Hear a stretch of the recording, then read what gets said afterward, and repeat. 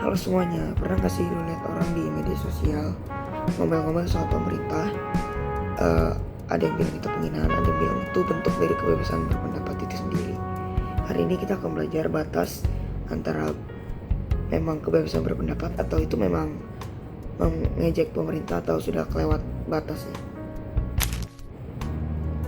Nah, sekarang kita harus bisa bedain dulu apa itu kritik dan apa itu ejekan.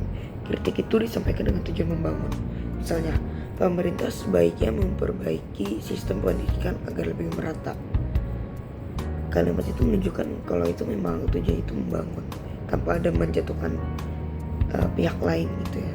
Tapi kalau kita bilang pemerintah bodoh nggak bisa kerja, itu bukan kritik karena itu nggak ada tujuan membangunnya sama sekali.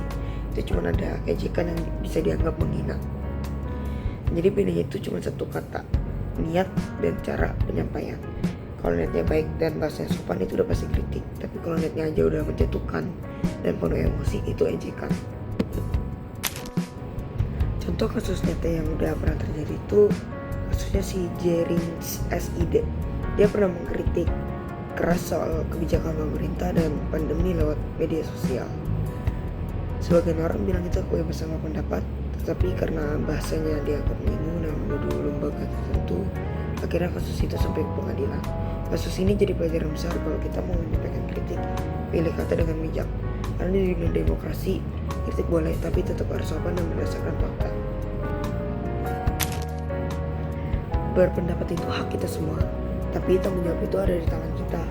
Kalau semua orang bisa berpendapat dengan santun, pemerintah bisa lebih tahu apa yang rakyat rasakan tanpa harus saling serang, mungkin itu bisa jadi lebih baik. Ingat, suara rakyat bisa membangun bangsa asal disampaikan dengan cara yang benar. Jadi yuk kita sebagai warga negara harus menjadi warga digital yang cerdas dan bijaksana. Gunakan kebebasan berpendapat buat menyampaikan solusi, bukan caci maki. Karena negara yang demokrasi bukan tempat saling ejek, tapi tempat saling dengar.